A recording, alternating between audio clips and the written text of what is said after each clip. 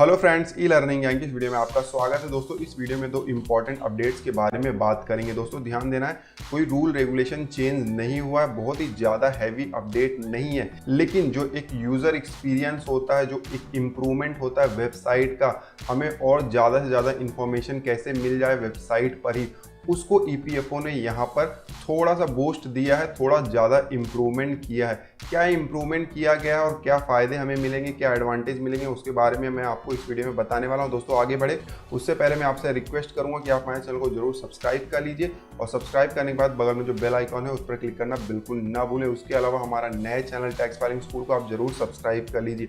वहाँ पर income tax और पीएफ से जुड़े हुए बहुत सारे वीडियोज हम अपलोड करते हैं और जल्दी लाइव सेशन लाने वाले हैं ताकि आपके जो सवाल होते हैं उसके लाइव जवाब हम दे सके। अब दोस्तों जल्दी से आगे बढ़ते हैं और लॉग इन करने के बाद जैसे ही हम होम पेज पर आते हैं इस तरीके से स्क्रीन दिखाई देता है, इसको हम हटा देते हैं। दोस्तों एक रिसेंटली चेंज हुआ है 15 अगस्त के बाद से, जब हम मैनेज में जाते हैं तो यहाँ पर हमें केवाईसी का ऑप्शन दिखाई देता है। इस पर जब हम क्लिक करते हैं तो देखिए यहाँ पर केवाईसी का पूरा डिटेल हमें दिखाई देता है। अगर केवाईसी ऐड करना हो तो हम यहाँ पर ऐड कर सकते हैं। उसके अलावा केवाईसी अगर पेंडिंग है अप्रूवल के लिए तो वो भी हमें दिखाई देता है और जो केवाईसी का जो डिटेल अप्रूव हो गया वो भी हमें दिखाई देता है नीचे। ये देखिए डिजिटली अप्रूव केवाईसी। यहाँ पर अब हम देख सकते हैं जो डॉक्यूमेंट नंबर है, यहाँ पर आप देख सकते हैं पहले की तरह यह अब हमें कंप्लीट डिटेल्स नहीं दिखाई देता है। अब इसे हाइड कर दिया गया है। कुछ डिटेल दिखाई देते हैं जिससे हमें पता चल जाए कि ये डिटेल सही है या नहीं।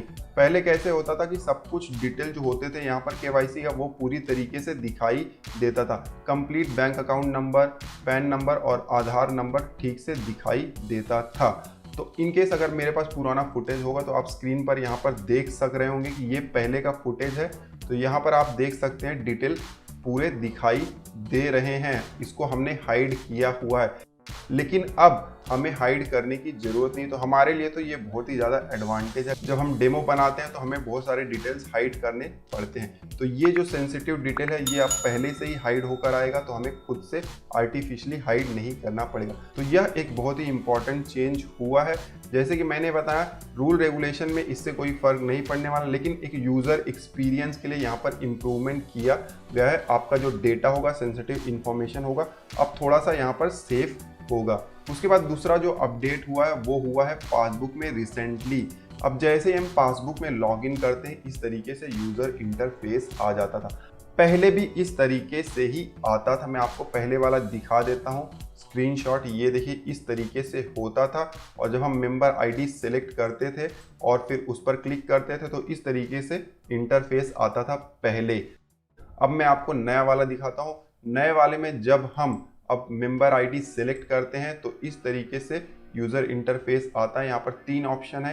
व्यू पासबुक वाला पहले भी होता था। ये देखिए ये पहले का ही मॉडल है, अभी इसको हटाया नहीं गया है। कंप्लीटली ऑप्शन रखा गया कि आप चाहें तो पुराना वाला जो ऑप्शन है व्यू पासबुक का वो सेलेक्ट कर सकते हैं। उसके अलावा व्यू क्लेम स्टेटस ये पहले भी होता था और अब भी है। अब एक नया ऑप्शन यहाँ पर इंटर कर दिया गया है, व्यू पासबुक न्यू ईयरली। अब ईयर वाइज भी हम अपने पासबुक को चेक कर सकते हैं। जैसे कि व्यू पासबुक ओल्ड में आप देखेंगे तो पेजेस आते थे 1 2 3 4 5 6 7, देखिए नीचे पेजेस है इस तरीके से। लेकिन अब जो ये नया यहाँ पर ऑप्शन दिया गया है, यहाँ पर अब ईयर वाइज आप सेलेक्ट कर सकते हैं और जान सकते हैं पीएफ का अमाउंट, इंटरेस्ट वगैरह। ये देखिए यहाँ पर प्रीवियस ईयर और नेक्स्ट ईयर का ऑप्शन दिया गया। प्रीवियस ईयर पर क्लिक करेंगे तो ये पीछे पीछे जाता रहेगा और नेक्स्ट ईयर पर क्लिक करेंगे तो ये आगे वाले साल में आता रहेगा। उसके अलावा यहाँ पर देखिए ड्रॉप डाउन बटन भी दिया गया। आप ईयर सेलेक्ट कर सकते हैं, फाइनेंशियल ईयर, फिर वो आपका डिटेल यहाँ पर दिखाई देने लगेगा। हम यहाँ पर 19-20 अगर सेलेक्ट करते हैं तो यहाँ पर 19-20 का डिटेल दिखाई देगा। अब इसको अगर हम कंपेयर करें पुराने वाले व्यू पासबुक से तो ज़्यादा तो ऑप्शन वही वाले हैं, जैसे कि डिपॉजिट, विड्रॉल, पेंशन, ये सब पहले भी थे। वेजेस मंथ, पर्टिकुलर्स ये भी पहले थे। ट्रांजैक्शन डेट ये भी पहले थे। अब जो नया ऐड हुआ है पासबुक में वो है ईपीएफ वेजेस और ईपीएस वेजेस। अब ईपीएफ वेजेस क्या है? यही वो अमाउंट है जिसके ऊपर हमारा कंट्रीब्यूशन जमा हुआ है। जैसे 13,392 है, 13,392 है तो इसका 12% हम निकालेंगे